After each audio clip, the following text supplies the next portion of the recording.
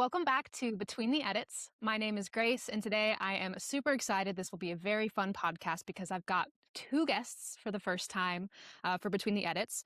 So we'll be interviewing the Tea and Tales Writers podcast. The beautiful mind behind this, of course, is Sara and Madlené. So if you guys want to take a second to introduce yourselves and tell me a little bit about how you guys started your podcast. Well, hi, I'm Sara. I am a Navy wife, and I've been writing since I think 2016 is what I figured out was the first time I started really engrossed writing. But Nell and I met on a international writer group that we happened while I was living in Spain. We happened to be in the same time zone-ish and writing at the same time. And we met there to just write and talk. But there were other people who wrote with us, and there was one man named Edward Bablin. And one morning we were just chatting. He came in and just listened to us for probably, what was it now, 30 minutes? Basically, yeah, that's usually how our conversations go. And he told us, I've been in radio for years. I can listen to you forever. You should start a podcast. Oh, I love that. That's so beautiful. So before we move on to your story here, why 2016? Was there anything particularly happening in your life that like really allowed you to focus on writing for the first time, or what was the difference for that year for you? I realized in that year it was very difficult to be an accountant and a Navy wife, moving every few years. So I was looking for new things to do. I was doing foster care and needed an outlet to get emotions out and feelings out. So I started just writing, and my friends at the time would listen to the few pages that I'd write and just glow about it and tell me it was amazing. That's the first time I felt like I was a writer who people actually wanted to hear from. Amazing. Yeah, I love that. That's perfect. Okay, I have more questions, but we can save them. I want to get to Madlené as well. So Madlené, how about you? Tell us a little bit about yourself and how you kind of got into that writing space as well to meet Sara here and start your podcast. Well, I feel my story isn't as like nice and sweet and warm as Sarah's. Nobody were like, "Oh my gosh, I love your story. Keep on writing." I just had to motivate myself. Like, that's a bit rude, is what I'm saying. But it's fine. It's fine. So I feel I'm a creature of many habits in a sense because I've done many things in my life. Currently, I am a kindergarten teacher, but I'm also an actress and a singer, and then we are podcasters and writers. So everything in the creative realm is kind of what I am digging my fingers into in the pies. So yes, but yeah, most of the time I am busy with work, and then in the evenings and when I'm not sleeping, I try to do some writing and do our podcast and things like that. But I started writing, so I almost want to say kind of in school, we did a lot of writing because English is my second language, and so we had to have it as a second language in our classes. And then we had to write essays about it. And then you would get like writing prompts. And then that kind of spurred the idea of like having these writing prompts and then creating stories out of it. And so that's kind of where I started enjoying writing. I've always loved reading. And I think that is a very important element in being a writer is I think the majority of writers started reading because that's how you kind of find your love for it. And then in 2013, I was reading a Nicholas Sparks novel. And for those people who have listened to our podcast before, they will know that I have no time for Nicholas Sparks ever in my life again because I am 1000% a romance reader. Okay. So when people come and give me a Nicholas Sparks novel and they're like, "Oh my gosh, listen to read that. This is such a sweet romance." Yeah, romance people don't die in the end, thank you very much. So I was like, nope. Okay. I was like, never will I read a Nicholas Sparks novel again. And I was also reading 50 Shades of Grey. And I liked the storyline of it. I know a lot of people these days, they say like the writing is horrible. Now I kind of feel I have to go read it again because I haven't read it in such a long time. But I liked the story, or at least the idea of the story.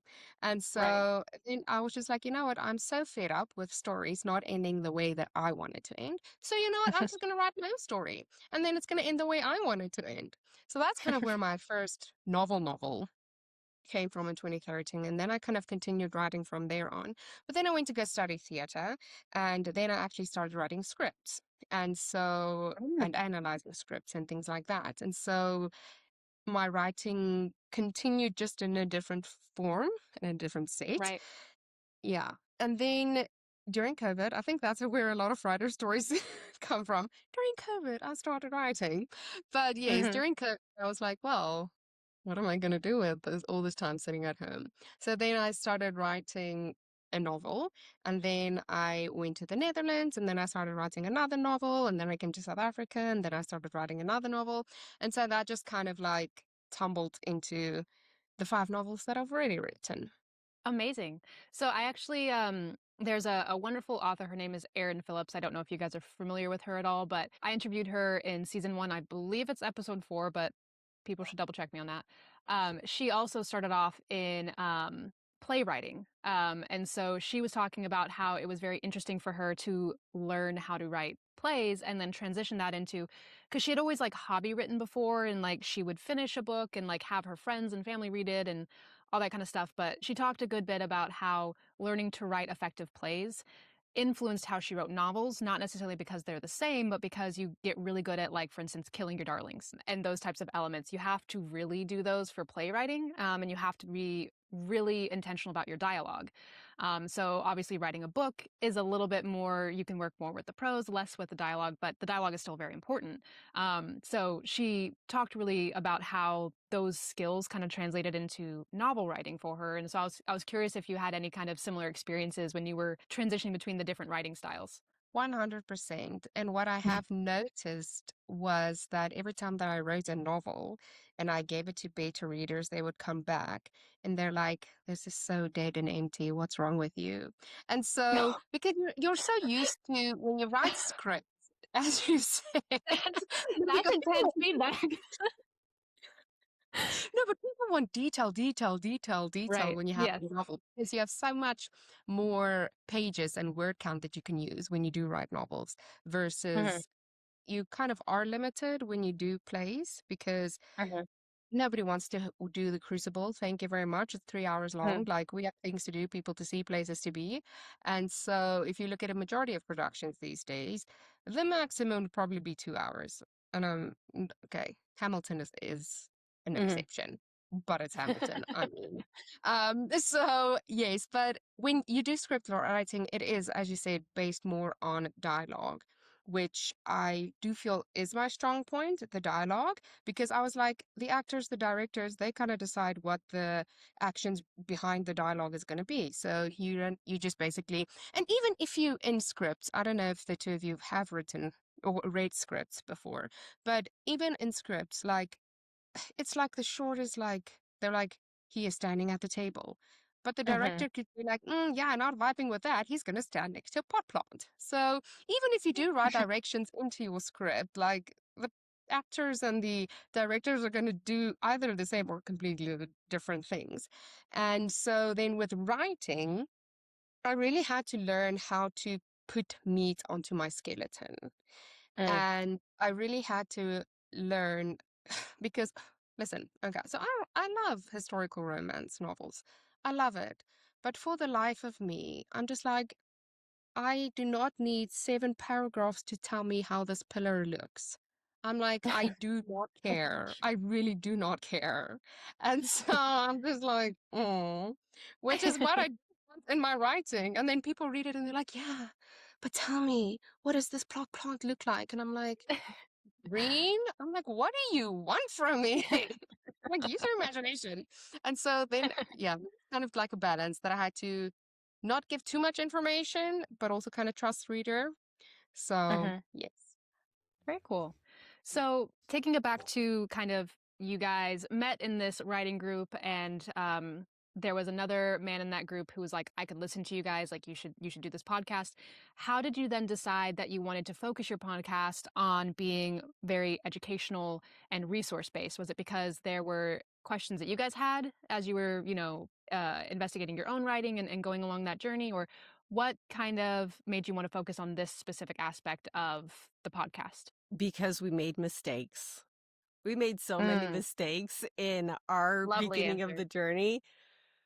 Like, when it takes you 10 years to figure out what is the thing that an agent actually wants in that query letter, even though Mm, I read all the instructions, I would research what is a query letter online, but everybody had different ideas. And so a lot of trial and error of, well, this person's idea didn't work and this person's idea didn't work, but this person's idea is working really well.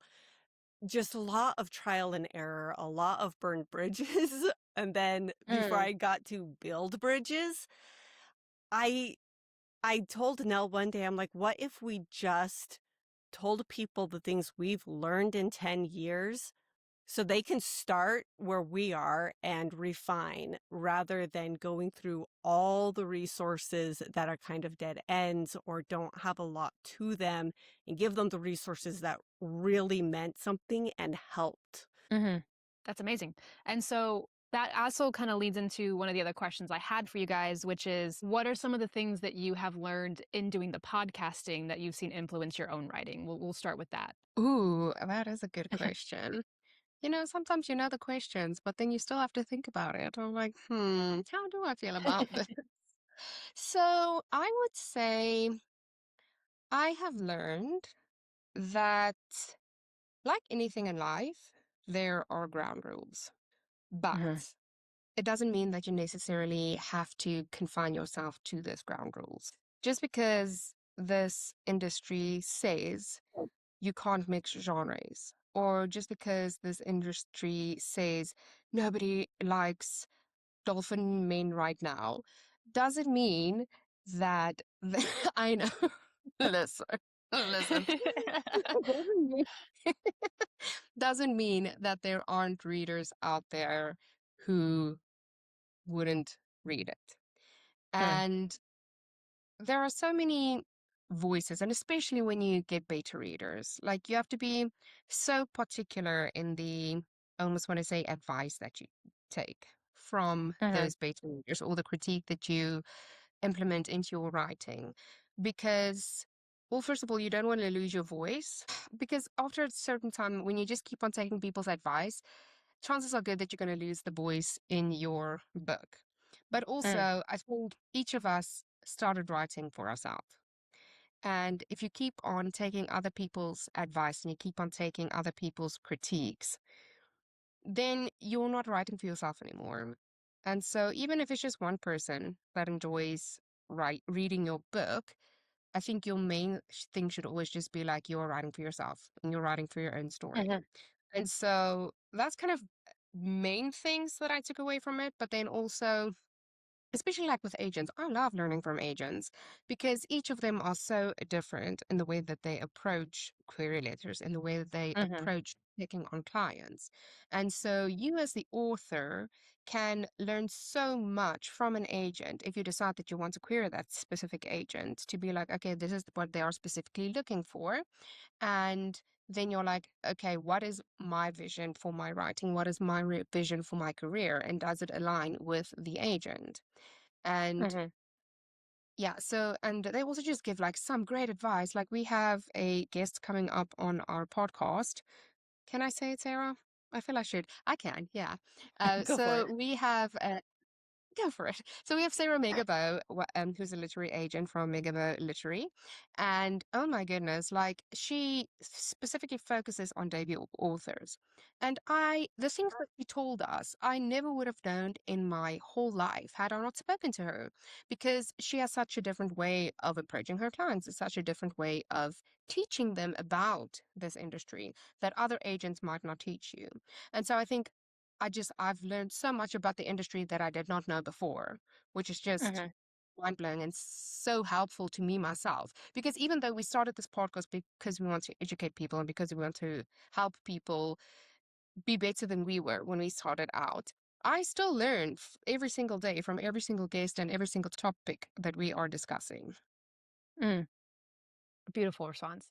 We're going to take a quick break from the conversation so I can tell you a little bit about a great product. I want to tell you about the Tertulia for Authors website builder. As someone who made their own website when I first started freelance editing, I can tell you that it took hours of frustration to end up with a website that had half the functionality of the Tertulia for Authors website builder. This resource is specifically designed for authors, whether you're published or not. It's easily customizable, incredibly user-friendly, and puts vital marketing tools at the fingertips of authors, like blogs, event calendars, reader magnets, and email lists. And it's really affordable. So if you're an author looking to establish a website for the first time, or an author who already has a website but is looking to switch to a more manageable software, use the affiliate link in the description to sign up with Tortilla for Authors. Using this link does help support the podcast and is greatly appreciated. Now back to the podcast. Follow-up question for that. I don't know how relevant it might be, but so you were talking about how one of the things that you never realized unless you had talked to this specific literary agent about how unique her approach is, right?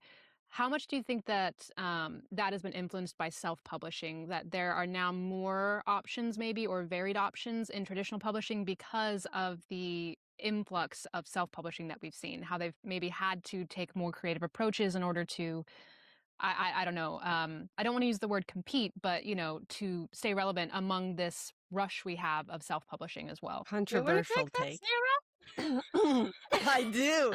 I do because I've been preparing speeches about the publishing Oh, perfect. industry and the differences between self-publishing, traditional publishing, etc. One of the things that you said that really made me go, misconceptions time, is that people feel like self-publishing is the way to go. I've had so many people say, you should self-publish, you should just self-publish from day one, before I even really understood what traditional publishing was. And just recently, somebody else asked me, well, isn't self-publishing taking all that market from the traditional publishers? And the answer is no. The traditional publishers are not worried at all about the self-publishing industry. And the reason I say that is because we have heard people who are agents, people who are editors say on our podcast things like, well, if they do well as a self-published, we have resources that they then want to use for other books. Or we have traditionally published people who get a book that it just works better self-published. And it's not about whether one industry is taking from the other, but they're building each other. And there are books that are better suited for the self-publishing and ones that would really do better in the traditional publishing. There are authors who would handle the self-publishing better because they can keep the faster pace. They have more of the self-editorial skills and things to be able to push the books out faster. They have the money behind them to buy the editors and the cover artists and all of that stuff. And then there's people who don't have the money to invest in it, who need to have the team who will do all those things without them having to pay beforehand. So that idea that there are a competition there really needs to go away. It's not a competition. But I do think that when you said there are things in traditional publishing that are being hidden, I 100% agree with that. There are people who don't understand what the traditional publishing aspect offers them. And so they will decide after 3, 4, 5 rejections from an agent, I'm just done and I can't do this anymore. Or it's just easier to self-publish. They'll put out their book doesn't do super well. And then they have to figure out that self-publishing is this huge learning curve too. So you have to decide which one are you going to do, the learning curve to self-publish or the learning curve to go into traditional publishing. They're both difficult. They both require a lot of different things of you. And so people aren't looking into traditional publishing thinking it's going to be easy to get into self-publishing and then find out it's not. Right. So is it maybe a more accurate statement to say that they complement each other and that what would suit one, may not suit the other, but that's why they kind of have like this reciprocal relationship where the strength of one is the weakness of the other. And so you basically just have to see which one you are more well suited for, as opposed to seeing them as both trying to stake a claim in the same market share. Absolutely. Perfect. So I've definitely heard people talk about how an author specifically might be more suited for one or the other. So depending on how much money you have to invest in your book from the get-go, what kind of resources you have available to you, how much of the creative control you might want. But one of the things you said I thought was really interesting was that certain books themselves might do better within a certain publishing market. Can you speak a little bit about that for me? Absolutely. The traditional publishers like to see market. So if you have a Hmm. book that hits a lot of good tropes, that has good voice, all the things that they're looking for, and you can say, hey, here's all these big long list of comparable books that are making money, and so people want this. The traditional publisher is going to look at that a lot more closely than if you have a manuscript that you're like, I'm blending 4 genres and I'm taking this risk on this third world, second world sort of situation where everything is weird and it's hard to get into the story building because I've thrown all the rules out the window. They're going to look at you and say, that's risky. That is too risky. Hmm. Where a traditional publisher does not make money until they sell your book. They need to know Hmm. they can sell your book. That doesn't mean there aren't people, like Nell said, that want to read your book. It just means it's too risky for them right now. So you'll start looking at smaller publishers who will take the bigger risk on a risky Hmm. book, or you'll want to go into self-publishing to prove that people want this kind of book. And then if it builds that readership, if it builds that market, Hmm. then the traditional publishers will say, ah, that test worked. Now we'll start to pick that up. So it kind of shows how the traditional publishers watch that indie publishing space as well to see what trends Right. kick on that they didn't expect. Right, absolutely. It makes me think of another conversation I had, season one, episode six, I believe it'll be with Sophie. She's a assistant to a literary agent, and she was saying how that's one of the things that she learned with her own writing, in being the assistant to a literary agent, where she learned that if she wants to pursue traditional publishing, if that's her goal, she had to learn how to kind of tailor her books to be more marketable for that publisher. Whereas some of her other works that she was like really, really passionate about, but knew that it wasn't going to have the interest of the market. I think she talked about exactly like you're saying, like kind of reserving some of those for self-publishing. And I think the other beauty of that too is realizing that these books are going to be very impactful for certain people, and they're going to, love that, and then certain people are not going to see it.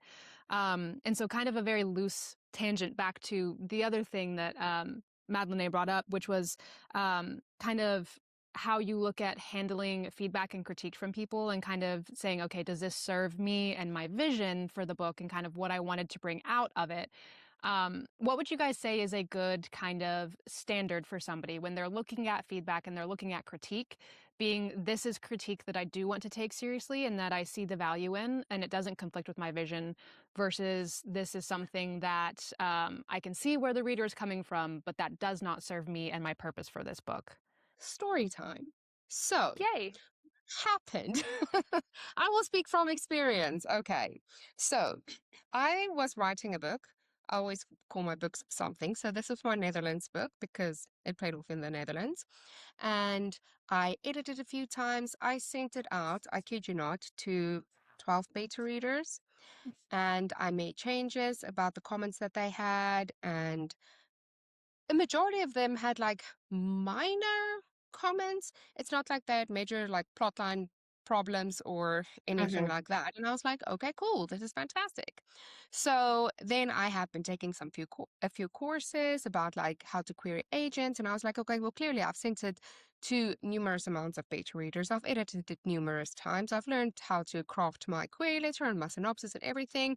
I did my research for my agents, so I am ready to query. And so I started querying my novel. And in the end, it kind of is a blessing in disguise because it was the first time I queried a book. And so I was very scared about it. But now that I've done it, I'm like, "Phew, let's query everything. Like, can I query your book for you? I'm having so much fun doing it." But as I was querying it, so I got two full requests, but none of them kind of went any further than that. And I was like, Nobody likes my book. It's such a terrible, am I even a writer? I was like, why am I doing this? But then I was like, no, it's fine because as writers, and we always say this on our podcast, is that while you are querying, you should be writing something else. Because if Mm. your book isn't queried, then you have your second, third, fourth, fifth book that you can query. And so I was busy with a different novel, and it was a baking show novel. And so then I found this beta reading group on They Should Know and Tells You About Writing podcast. They have a beta reader matchup, I think like 4 times a year. And I was like, you know what? Why not? Like, let's see how this turns out. It turned out to be the best $20 that I've ever spent in my life. Love And it. it really was. And so this group of women are just fantastic. We've known each other for 2 years now, 3 years, between 2 and 3 years. And so we gave our pages to each other and we started like giving feedback chapter by chapter.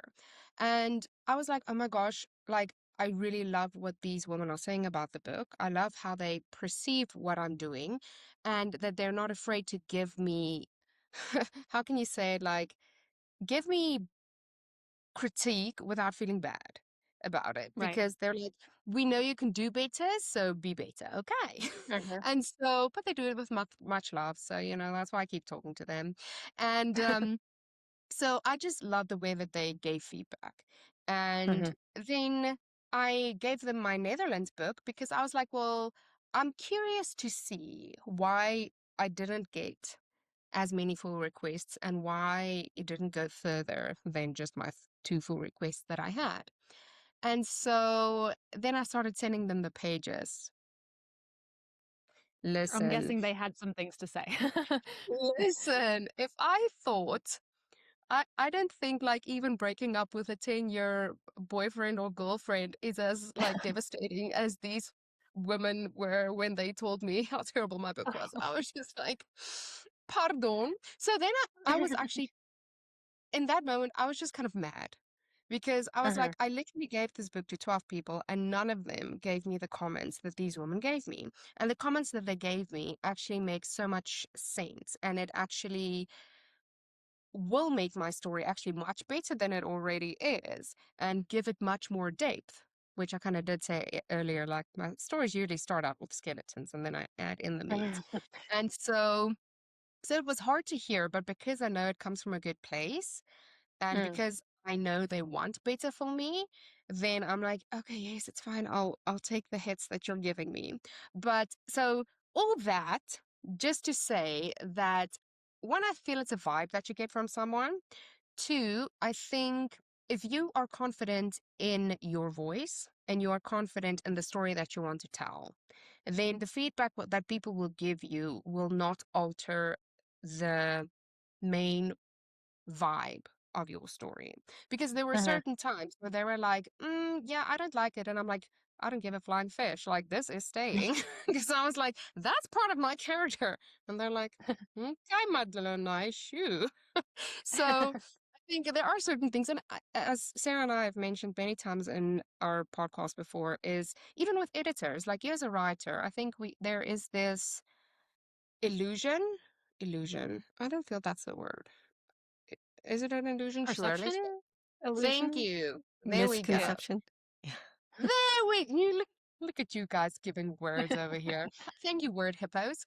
So there's this misconception among the writer community that when you go traditionally published, especially if it's traditionally published, and you get to sign with an editor and they give you feedback, that you have to take the feedback that they give you. And it's not the Mhm. truth. Like you can be like, okay, thank you very much for your feedback, but I feel very confident and strong in why I'm doing this. And I think that actually is the number one thing is when someone questions something in your writing, you have to be able to defend why you have that in the moment, why your Mhm. character is feeling this way, why your character is doing something this way. If you can't defend that, then maybe you should think, Right. okay, like maybe, like, why am I here? Like, I need to go self-reflect on this character of mine. And also, side note, just never give your book to friends or family because they will always just say nice things. So, This is yes. true. Yeah, I've heard this so many times. They were like, it's nice, you want to share it with your friends and family, and you should, but don't expect the kind of constructive feedback that you're looking for to come from them. So, yeah, Exactly. I do developmental editing as well, and so I was just telling my sister the other day this exact thing of I was reading someone's, it was a personal essay, and there was a conclusion in there that the author had drawn that I personally didn't agree with, but she wrote it well in the essay. And so I was telling my sister that it was a great reflection for me of like, this is just what we can like learn as human beings is like, we're going to be confronted with ideas that we don't necessarily agree with. And we're going to have to be able to have these conversations with people and to defend them and to defend them well. And so as an editor, it's not my job to say whether I agreed with the essay. My job as an editor was to say, did she make her point effectively? And how can I help her make that point better, even if I don't personally agree with it? So that's a big distinction that I think is kind of at the heart of what you're saying here, which is if you're getting feedback from somebody, it should emphasize and lift up your book as opposed to if you feel like it's detracting from what your goal is, then maybe that's some feedback that you should, think about, but not, necessarily take to heart. Um, and so, yeah, so I love that. That's a great piece of advice. The other one was about realizing that there's more out there in the publishing, that there's, special niches and just finding your market for that and realizing there's more out there than people might perceive. So Sarah, how about you? Any things that you've learned in podcasting that has affected your own journey as a writer? I think the biggest thing that I've learned in podcasting, taking my experience as a podcaster into being a writer, is being succinct, Mm, being able to put something into words in a short amount of time, but have all of the beauty and description and fun in there that draws people in. I say that because as a fantasy writer, second world fantasy writer, I have to ground people in my writing really quick. And if I Mm. don't, if I mess that up, people are going to drop my manuscript really fast. And so I've learned in podcasting I don't want to take 10 minutes to say something I could have said in 2 minutes. And so the same in my writing, I don't want to take 3 pages to say something I could say in 2 paragraphs. And to boil it down to the beautiful wording and the needed information so that they feel in the world, but I Mhm. also feel like my world is there. I love that. And also, I need that help. I am the wordiest girl. All my emails are probably 3 times as long as they need to be, but I love this idea of like, I think I've heard it referred to before as like word economy, where you think about the value that each word has. And if you've got a lot of words in there that are little value to what you're trying to get across with your sentence, then see if there's a word that you can replace all those with that contains the same value but takes up less page. So I like thinking about it sometimes in those terms too, because I think people can kind of understand the idea of like, okay, if I were to assign a value to this word, what would that value be? And what's the payoff for the sentence? And then kind of weighing things that way. I think it also helps us to understand what we mean when we say have a big vocabulary, use a lot of different Mm. words. We're not saying you have to use the Oxford words and the gigantic, like, obscure word nobody knows. That's not what we're talking about. We're talking about Right. knowing what specific words mean and organizing them in a way that gets rid of common words so you can be clear and yet evoke that emotion or picture that you're trying to. Yeah.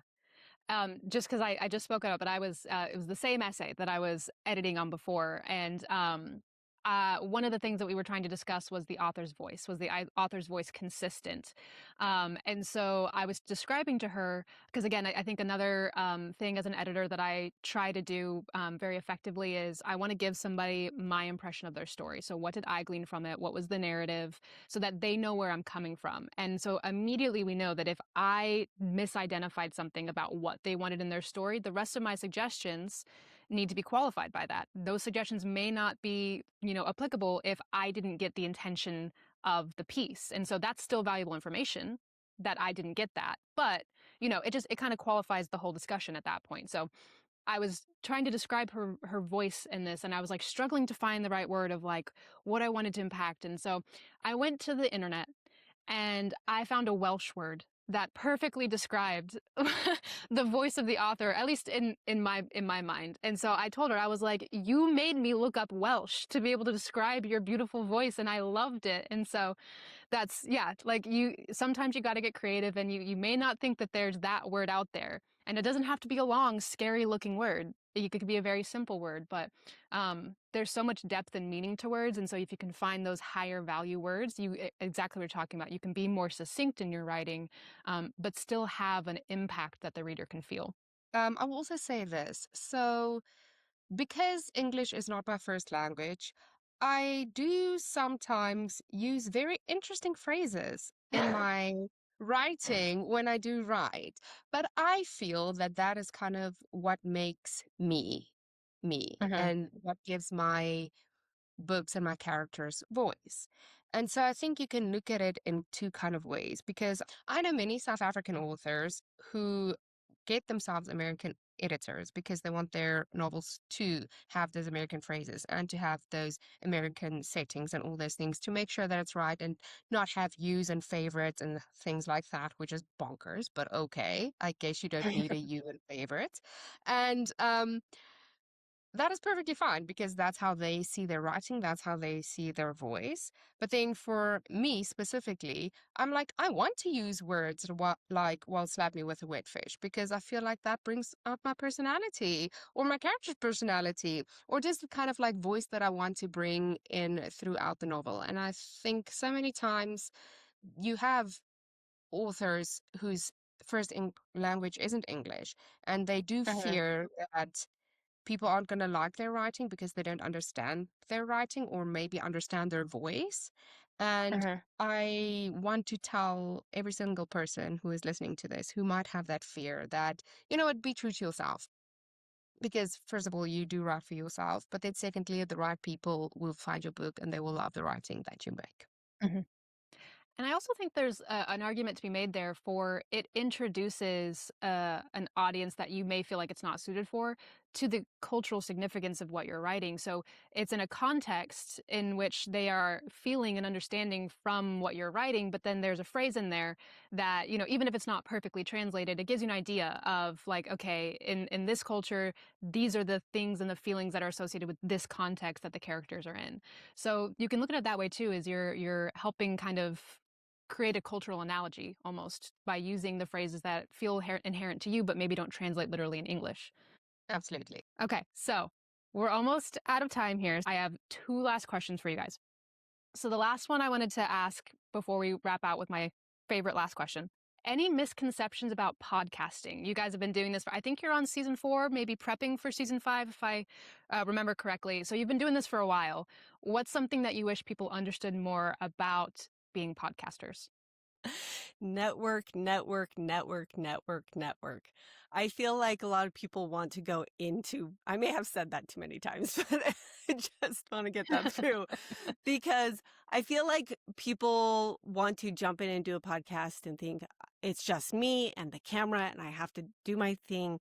But to reach the audience, you have to network. To be able to get out into the world, you need people to talk about your podcast. And you need them to be hitting the algorithms. You need them to be going into things on Apple Podcast and on Spotify and doing all the stuff that tells them that people want your podcast. Otherwise, you're just going to sit there with the few people who know about you and maybe slowly grow. Mhm. We would have liked ours to grow a lot faster. And when we started, we kind of started with us and the 6 people who we thought would listen, basically. Since then, I have been looking up more and more podcast networks. And that's not to say the networks that you put your podcast on, but people networks where you can talk Mhm. with other podcasters, where you can interact with other podcasters. And those things have led us into not only understanding what we're doing wrong and needed to fix in podcasting, just like we made mistakes in our writing, but also to get other podcasts wanting to work with us. And so that's why we love doing things like this, getting on your show, talking about each other, working with each other. And you have to understand you don't need to know everything That's why you network with these people. That's why you go on their podcast and you bring them on yours, because you know things that they may not know and they know things that you may not know. But when you share with each other, it just brings more value to that listener and helps you to reach those goals you made for having your podcast in the first place. Love it. Yeah, I'm just over here taking notes, by the way. I asked this question very selfishly because I'm like, what can I learn? I'll, So, I'll send you some resources. I'll send you a couple. The yes. the resource that has been the best. We just had a call yesterday with a gentleman that I never would have been able to contact on my own without the money to go to podcast conferences. It's really Oh, hard wow. to Yeah, connect with people in podcasting, right? right. And so there's a network, Julia Levine. I will say that name Okay. on your podcast because she's amazing. If you are thinking of starting a podcast, you want to go look up Julia Levine, the podcast teacher. She's amazing. And what she's building is bringing people like us who are beginner podcasters into the fold. Amazing. Thank you so much. Yeah, I love it. I'll definitely check her out. Okay. How about you? I am going to flip to the complete opposite side because I think Sarah and I have such a beautiful partnership in the sense that I feel our work is literally divided for the podcast between the two of us because I do the social media, she does the editing. And so we have a beautiful, yeah, partnership Hmm. that we have and we understand each other and we support each other because one day I might be like super tired because I was just at work all day and she's just like, no, it's fine. I'll send this email. Go sleep, please. And then someday she's just like, oh, I have to go pick up my kid. And I'm like, it's fine. I'll go do this flyer. Go pick up your kid. So that's always nice to have. But I think, as Sarah said, it's like we don't just come and sit in front of the camera and be like, yippee yoo ha, hey ho, let's go. There's a lot of work that goes on behind the scenes that people do not see. And there's a lot of back and forth for guests that people do not see. There's a lot of like the amount of spreadsheets that we have in our Word, in our Google Drive, because it's schedules, it's seasons that we plan, it's guests that we want to have Hmm. on, it's blogs that we do. So there are so many elements that go into it that is not seen. And so a little bit of grace from people would be appreciated because I think even if you just look at Instagram and you see all these awesome reels that people do, like those transition reels, oh my goodness, have you seen those transition reels? I'm just like, I would love to do it. And then it's like, do, do, do, do, do, do, boom, and they're just like full of makeup. And I'm like, that is very fast. Like it's like a 3 second like reel, but in real life, it probably takes like 4 hours. And so Yeah. that's kind of my biggest thing. I'm like, yes, we do social media. We do I mean, on all platforms. We have Instagram, we have Facebook, we have TikTok, we have Threads, we have Twitter/X. And so we Hmm. have to keep our website updated. We have to, I know, right? Yeah. Whew. And so if we don't respond like immediately after you sent us an email, it's not that we don't like you. We just might, have a day job that we have to get to, or a kid to run Absolutely. after, or sleep, or something like that. So yes, that's what I would like to say. Like, there's just a lot more going on behind the scenes than just popping in front of the camera and talking to people because you have to prepare it, Perfect. Yeah. Perfect. Like a lot going on behind the scenes, literally. basically. But I can absolutely relate. I actually was just earlier today thinking, I was like, man, I need to make a video explaining why I'm not active on social media right now because that's like a lot of stuff going on. But like, just sharing among girls here, like I got engaged over this past Christmas and I also have two jobs and I'm doing this podcast. And so I'm like, I am not going to keep up with my social media right now. Can't possibly do it. I still want people to know that I'm here and like I'm doing stuff, but I'm just not going to be as present as I normally am. And so that's like, it's okay. But I do feel like I have to like announce that, and be like, I'm here. It's fine. The social media is going on the back burner for a hot minute. But amazing. Okay. So thank you both so much. That's, like I said, taking notes over here. I'll wrap up with a really quick one because I don't want to go too much over time here. I always like to end my podcasts with one of my favorite questions, and it is arguably one of the most difficult questions, which is, 2 to 3 book recommendations for our listeners. They can be fiction, nonfiction, whatever you want, books that were impactful to you, books you read recently, entirely up to you. So, but we can make it like a quick 30-second sales pitch for each of you. I don't know who wants to go first. Somebody feels strongly, but we can start with Sara and then finish up with Madlené. Oh, she's going to make you hold on to your ideas, Madlené. You can do this. You can do this. I'm going to be quick because there is really only one that I thought of Oh, okay. while I was thinking about it. I am exceptionally picky about books, exceptionally picky. And so if I really, really like one and I'm going to tell you that I like it, it is going to be an exceptionally good book. The one I want to give you is The Icarus Hunt by Timothy Zahn. It is Okay. a space opera. How do you describe it? Space opera mystery. And Ooh. it's brilliant. Anything by Timothy Zahn is absolutely brilliant. He is still putting books out. He started in the 80s and I love everything that he does, literally pretty much everything. But I would start with The Icarus Hunt. And he has recently expanded it. It's now a 5-book series. The original book came out, I believe, in the 90s. I'd have to double check that. Okay. But it's now a 5-book series, and I just love everything that he's doing. Amazing. Yeah, that's one I might have to pass along to my dad. He is a listener, so like still qualifies, but I might have to tell him about that one directly. He's a big space, fantasy. Yeah, that's his jam. So, all right. Thank you so much. Madeleine, wrap us up. Listen, well, first of all, you gave us 30 seconds and only 3 book recommendations. Like, that's a bit rude, honestly. Um, honestly. So it's no surprise that I read more books than Sarah does. Okay. It's also no surprise that I primarily read romance. That's kind of what I jam with. It's what I love. And I will read like young adult every now and then. I will read murder mystery sometimes, which is why this is so very ironic when the book that I'd recommend is The Seven Husbands of Ah, Evelyn Hugo from Taylor Jenkins Reid. So when I have a novel that comes onto my Instagram feed more than 25 times, I'm like, goodness gracious, fine, I'll read it. Like, sheesh. But I'm a very cover person. And so for me, there are specific covers that I'm drawn to that I automatically will just read. This is not one of them. I'm like, I'm not interested in this because this reads like women fiction to me. And I'm like, thanks, but no thanks type of vibes. But you know what? I got it. I read it. I died. I was like, what is this book? And why am I crying so much? I was like, I have way too many feelings right now and I need to see a therapist. So this book was fantastic. Fantastic. And oh yeah, also she's on the same list as Nicholas Sparks. I will never read one of her books ever again because I was one too and done. emotionally traumatized.